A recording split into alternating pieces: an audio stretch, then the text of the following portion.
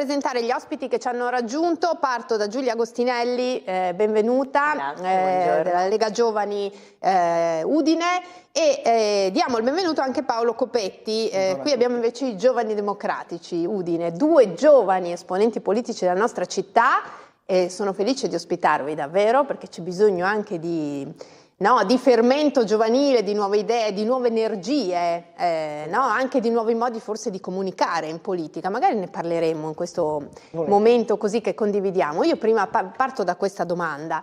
In questi giorni si parla molto della classifica, Udine che sale, Udine che scende. Vi chiedo, ma Udine è o non è una città per giovani, secondo voi? Udine, sicuramente l'ha citato anche Giulia, è una città che merita una vocazione universitaria, e da questo punto di vista l'Università di Udine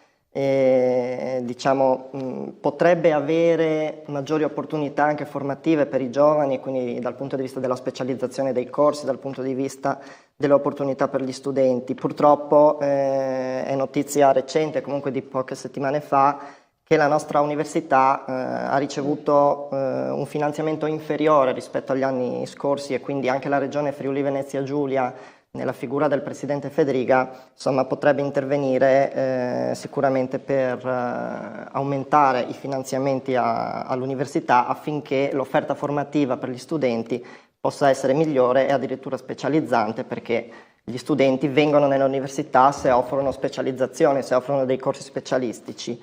Ed è quello che notiamo spesso in giovani che preferiscono le università magari di Bologna, di Modena per quanto riguarda l'automotive, oppure il Politecnico di Milano, il Politecnico di Torino. Ecco, Udine ha le potenzialità per diventare un polo universitario importante. Quando parliamo di giovani però non possiamo soffermarci solo sulla categoria che è quella dei giovani universitari, quindi che può andare dai 20 ai 25 anni, ma dobbiamo tenere in considerazione anche fasce di età differenti e che prendano un campione più ampio di quelli che sono i giovani del nostro territorio. Come Giovani Democratici abbiamo lavorato in particolare su diversi aspetti, che sono il diritto al benessere psicofisico. Avevamo fatto 2 anni fa stilato un grandissimo documento su quello che è il disagio psicologico dei giovani, quindi le misure necessarie affinché i giovani possano sentirsi meglio e quindi vivere meglio le esperienze anche in città e al di fuori, anche all'interno delle scuole. Il diritto all'alloggio sta diventando un problema importantissimo, non solo a Udine, non solo in questa regione, ma anche in tutta Italia. Ci sono costi per gli affitti che sono esorbitanti, non più sostenibili dalle famiglie, quindi incentivare anche ad un costo più basso degli alloggi. Il diritto all'istruzione, il diritto alla formazione, ad avere una formazione efficace, ma anche ad avere delle strutture, delle infrastrutture scolastiche adeguate. Abbiamo visto quello che è successo pochi giorni fa a Trieste con il crollo del controsoffitto al liceo Petrarca, ecco, e quindi gli investimenti sull'edilizia scolastica sono un tema molto importante per i giovani. E anche Udine ha bisogno di finanziamenti, di sostegno, di lavori da questo punto di vista, soprattutto per quanto riguarda gli istituti superiori, quindi i licei, gli istituti tecnici. Un paio di cose, nel senso, io frequento il liceo, comunque gli istituti superiori dal 2012, quando le province c'erano ancora, prima della riforma degli enti locali. Diciamo che l'edilizia scolastica non era molto meglio, molto migliore rispetto a quella che abbiamo adesso. Diciamo che le competenze che aveva la provincia, che adesso sono passate in mano all'ente di decentramento regionale, possono essere comunque valutate e si può dire... Quindi lei dice non serve un altro organo non serve un altro organo politico assolutamente per sistemare le scuole.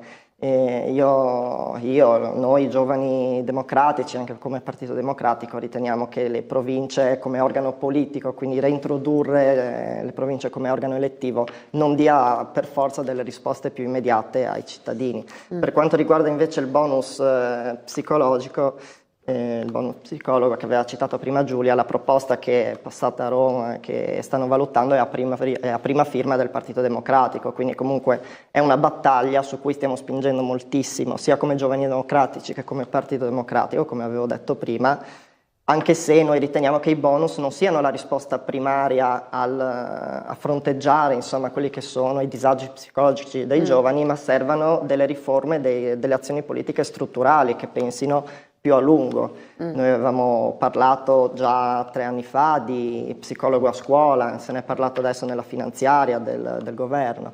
Abbiamo parlato di consultori, quindi di luoghi dove i giovani possano condividere le proprie insicurezze, le proprie paure, dove possano insomma, trovare conforto in quello che possono essere i loro problemi, i loro disagi.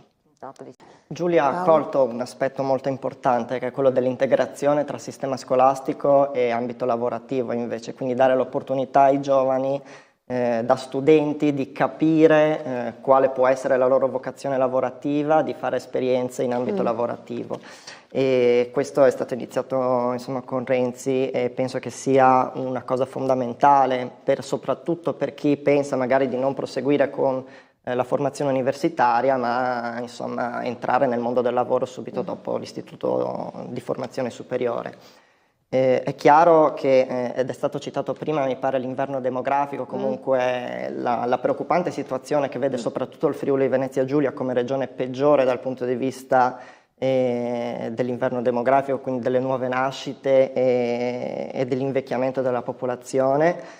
E questo associato, come dicevo prima, soprattutto a quello che è il disagio psicologico dei giovani, le mancate opportunità, spesso dovute anche a situazioni economiche e sociali delle famiglie che non riescono più a sostenere, ad esempio, le quote di iscrizione per i figli per partecipare a fare degli sport, quindi la partecipazione con dei compagni di squadra per quanto riguarda gli sport, come dicevo prima, che non possono permettere neanche a questi giovani di partecipare alle gite di classe con i ragazzi. Quindi quando la situazione economica si lega alla situazione di disagio psicologico, si lega all'inverno demografico che in questa regione è sostenuto e si lega anche alle mancate opportunità lavorative e agli stipendi che sono molto bassi, soprattutto per i giovani laureati, che quindi incentivano per forza di cose i nostri giovani ad andare all'estero a lavorare oppure andare a studiare in università più specializzate fuori dalla nostra regione, dal nostro